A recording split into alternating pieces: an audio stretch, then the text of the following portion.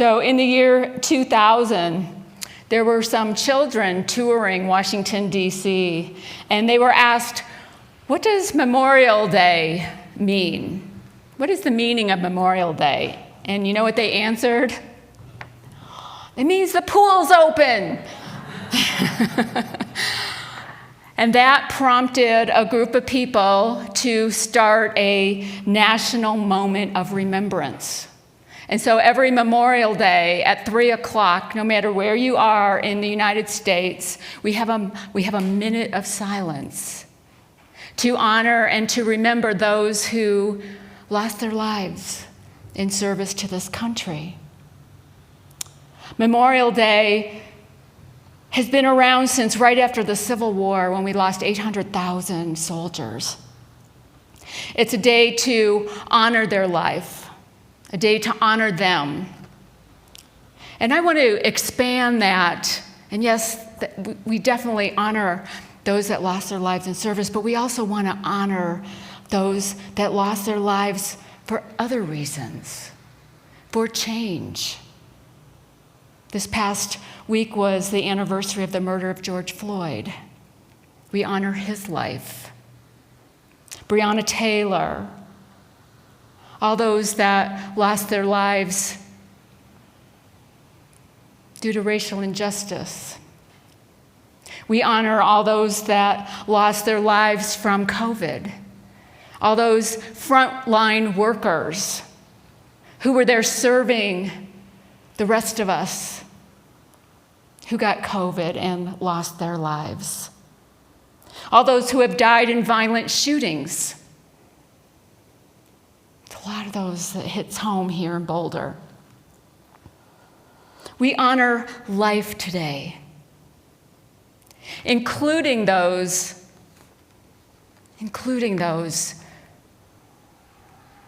who did the violence,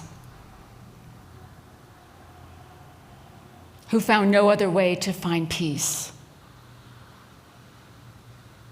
A tough thing to embrace sometimes. But everything and everyone is sacred. Can you take that in, that everyone and everything is sacred, that God is everywhere? Joel Smith is an American spiritual author, teacher, spiritual teacher, and a modern-day mystic, and he wrote this in The Realization of Oneness, the Practice of Spiritual Healing. Never believe for a moment that freedom is dependent on arms or ammunition. Freedom is dependent on an individual's realization of God. To be free of lack, to be free of discord, to be free of inharmony, abide in the truth of God is the only reality, the only presence, and the only power. I love that quote because it's so in line with our unity principle, our first unity principle, which says there is only one power, one presence in the world, and that is God, Spirit, whatever you want to call it, the good. We used to say the omnipotent, but we changed that to omnipotence. That it is the power, not a being having the quality of power, but it is the power itself, the Spirit. Omniscience, all knowledge. It is knowledge. And omnipresence, it is presence itself. It is everywhere present at the same time, in totality. Really hard to grasp that. There's not a spot where God is not. There's not a person that God is not. Can you take that in? That in all the suffering and all the sadness and all the grief that we saw this past year, that God was there. That God is there, is here. And that we have that spark of that God, that same power, that same presence, that same knowledge within us. That we are it. We are that. We are that God. So it seems appropriate on this Memorial Day weekend to honor life, to honor every life, every person. How do we do this? How do we even come to this truth, come to this knowing? It can be quite a challenging way, but we need to come to seek this spirit, to seek this truth. I was just watching a YouTube video this week with Richard Rohr, Father Richard Rohr, who's a Franciscan priest, and Patrick Bolin. And they co-authored a book called Everything is Sacred. And in the book, there's 40 different experiences, if you will. And I love how Richard Rohr talked about how we come to God, how we come to spirit, how we come to that knowing. And they teach that it's a tricycle, that there's 3 wheels on how most of us come to know God, come to know spirit. One of those wheels, if you grew up Catholic, is tradition. I grew up Catholic, so I can totally relate to this, that I did, growing up as a child, came to know God through the sacraments, through the rituals, through the Mass, through communion, and even reconciliation, confession. Come to know God through tradition, and that's very much a Catholic ritual way of knowing God. And then if you grew up Protestant in another Christian faith, often it was Scripture, that you came to know God through Scripture. Catholics weren't so good at Scripture, and Protestants not so good at tradition, but the Protestants got to the Scripture. They can say it and memorize it and know it and spout them out like nobody. I came to love Scripture only after learning metaphysical interpretation of Scripture. But the third wheel is experience. That we need to have an experience of God. We have an experience of God when we're out in nature. We have an experience of God when we hear the thunder, see the rain, smell the ozone, smell the flowers out there in the springtime. The lilacs are out in bloom. We have an experience of God in relationship with each other, in community. And he says that experience should be the front wheel of knowing God. And that those of us that grew up with tradition and Scripture can sometimes have a hard time with this. Probably not here in Unity. We get this whole experience thing. But to experience God, remember that Scripture, be still and know that I am. Be still and know that I am. You are. Can you feel the truth of that? Richard Rohr went on to say, everything visible without exception is the outpouring of God. What else could it really be? That there's this creator that created everything, everyone is always present with it. And it is good. And it is love. And when we seek that truth, when we come into that knowing and seek it, even just looking for it, we're looking for the good, we come to know more love. We come to know more of our own divine essence. In Richard Rohr's book, The Universal Christ, he talks about Carl Jung. Carl Jung was a Swiss psychiatrist who insisted. He had several uncles who were clergy, and he wasn't really so much into religion, but he insisted that we had an inner God archetype. He says this, Richard Rohr says this about the inner God archetype. The God archetype is a part of you that drives you toward greater inclusivity by deep acceptance of the real. the balancing of opposites, simple compassion toward the self, and the ability to recognize and forgive your own shadows. Each of us has shadows. Each of us has parts of ourselves that we don't want to show others. We would rather hide them. It takes a lot of humility and a lot of patience and practice to fully show ourselves.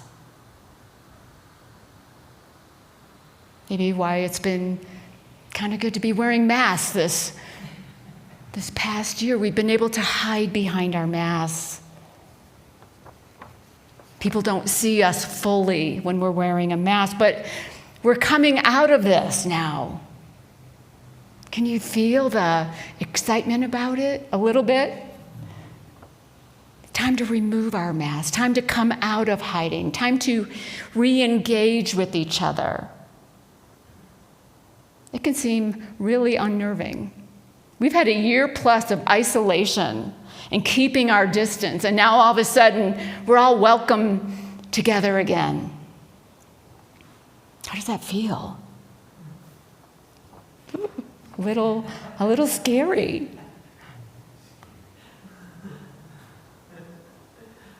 But hopefully we're emerging with a greater wisdom, with greater clarity of what our priorities are, of greater knowledge of healthy boundaries, greater knowledge of who we are as spiritual beings, as human beings, greater knowing of what's important to us.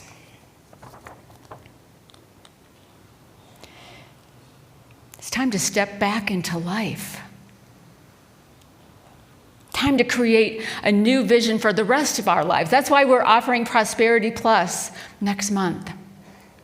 In Prosperity Plus 1, where we create a vision for ourselves, a life that we would love.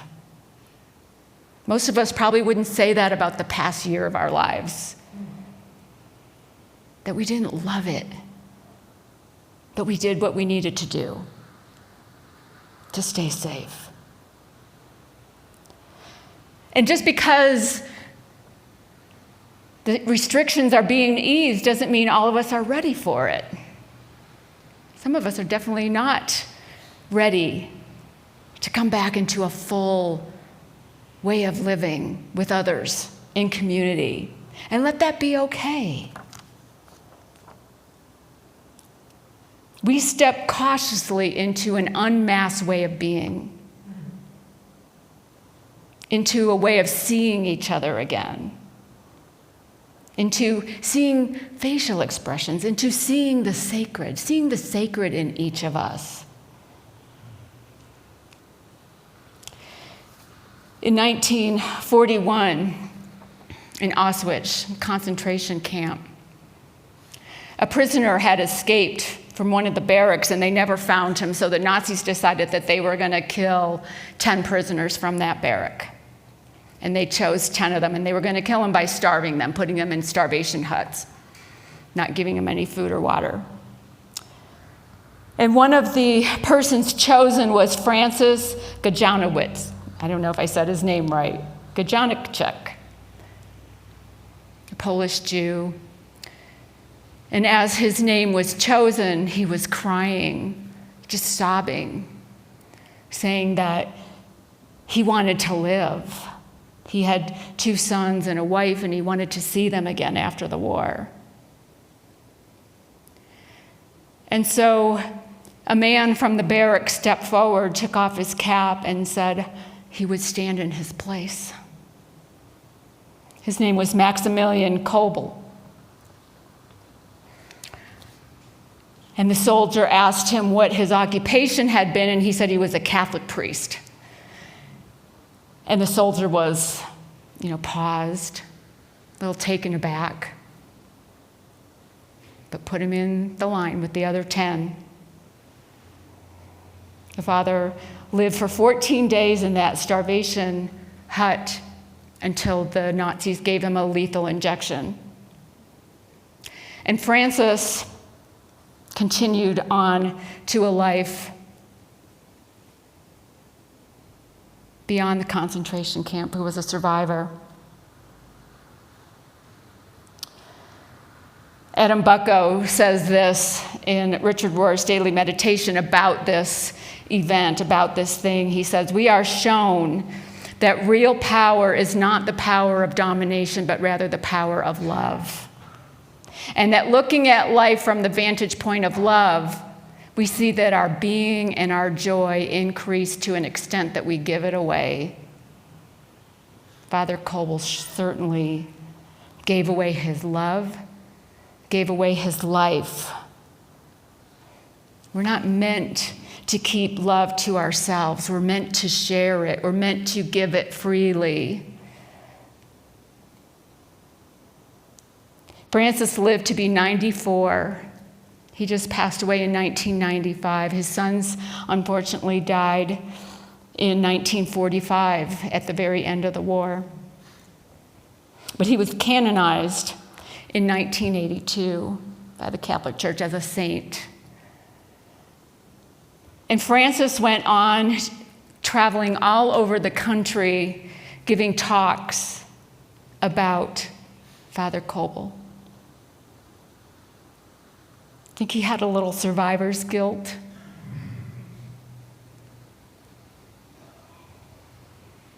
I can't even imagine being in his shoes.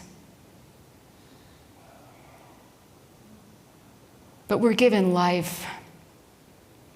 In this moment, we are here, each of us here, life.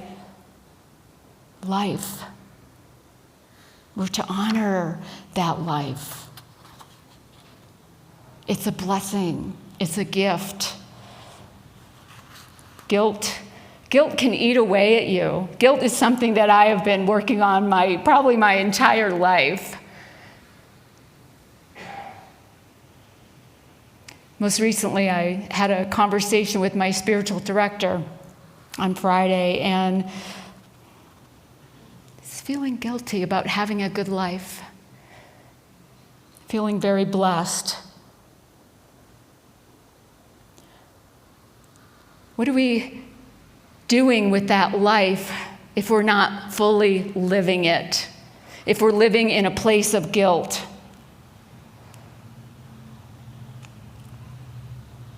There's a mystery to life. There's a mystery of life and death. We don't know. We don't know why we're here. We don't know why each of us is who we are.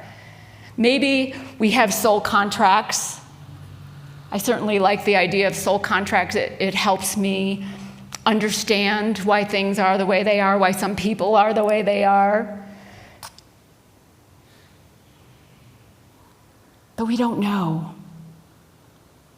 But my director said to me, "When was the last time you felt truly deserving? When was the last time you felt you could have love and not have to earn it?" It's a tough question. I couldn't answer. But the truth, seek the truth. The truth is, we don't have to do anything to earn love. We are love. We are deserving. We were created to live now. Who knows why?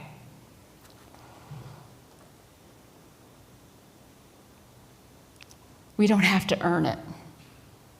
We just have to receive it,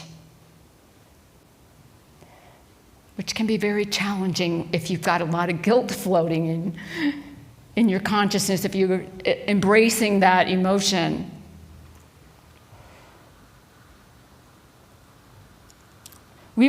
Jesus said, "I came to give you life, and so that you would have life and have it abundantly."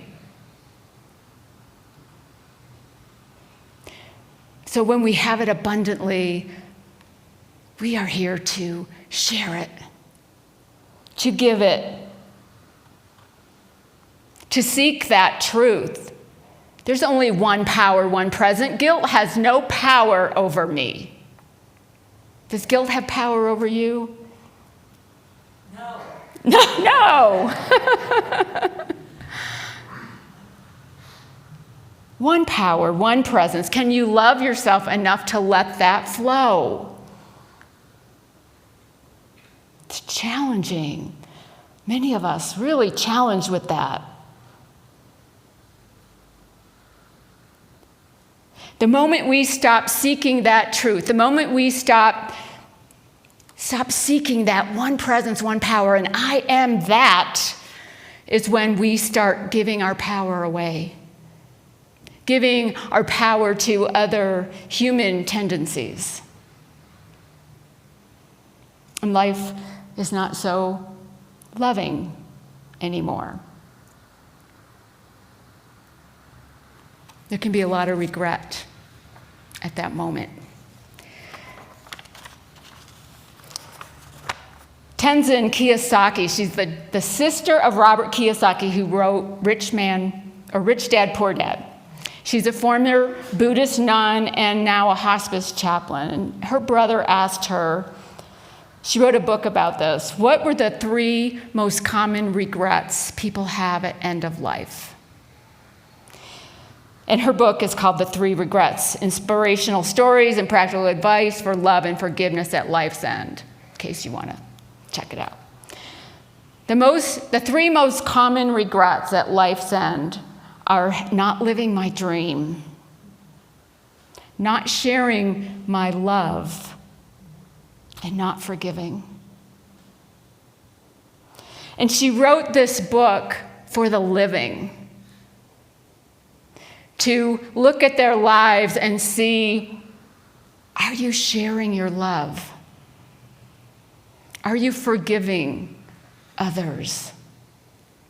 Are you living your dream?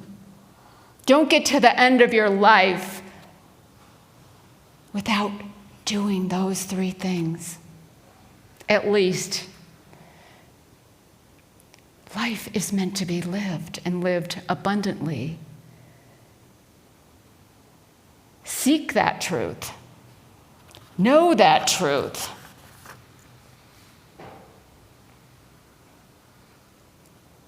There's lots of health benefits to it too, and HeartMath Institute, they have a lot of studies and research and know that there are a lot more messages from the heart to the head than the head to the heart. And when the heart is open, when the heart is in a state of receptivity, of appreciation, of love, of forgiveness, that the messages to the brain are much more coherent. We make better choices. We have better clarity. When we're in a state of frustration or anger, the messages to the brain are jagged. We don't make good choices. We often do things that we regret. So stay in that coherent place. Keep seeking the truth. Keep looking for the good. Keep looking for love. Keep honoring all life. That's what we are here to do. Find the love. The Course in Miracles says everything that's not love is a call to love. It's not that it's unlovable, it's that we aren't loving enough. A call for us to open our hearts. So think of a challenging situation in your life. Everybody got one? I think we all have at least one. Is Spirit there? Is God there with you? Is God in that situation?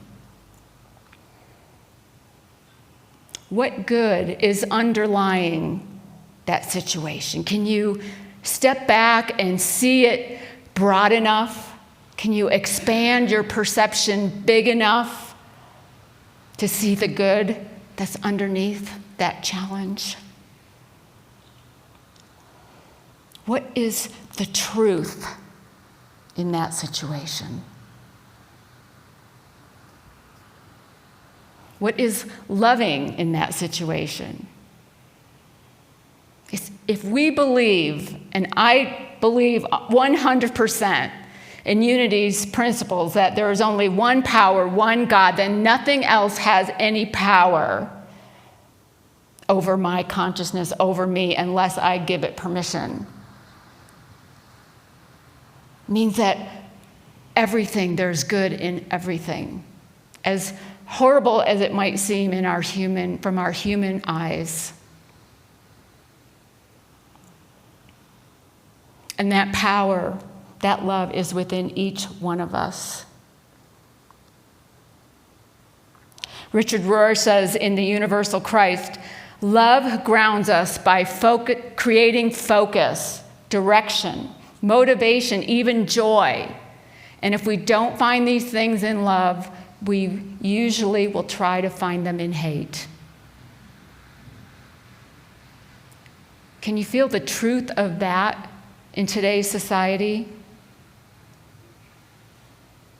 If we're not focused on the love, if we're not motivated by the love, what is motivating us? Where is our focus?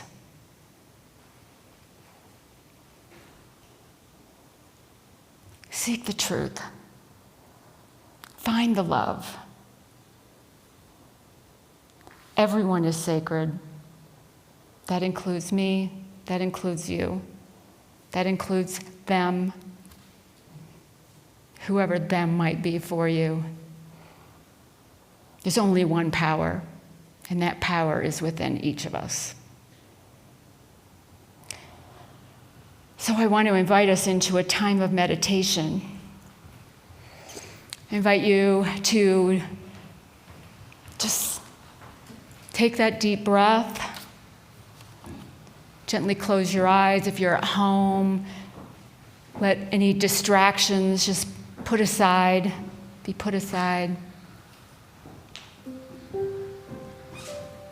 Just be still and know that I am God.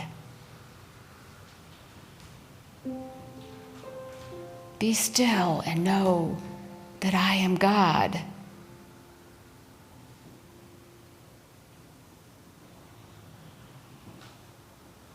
We get to honor life by truly living it.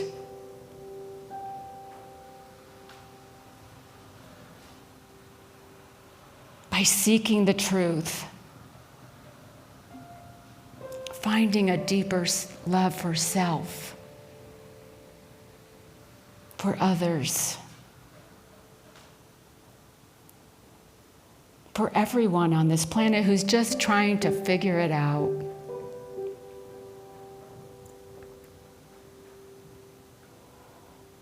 Everyone is sacred. Everything is sacred. And in the seeking, we are looking for the good.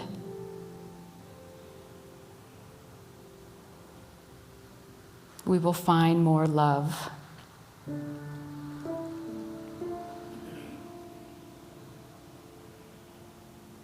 so I invite us into a moment of silence as we stay in remembrance of those who lost their lives this year and how we can honor them.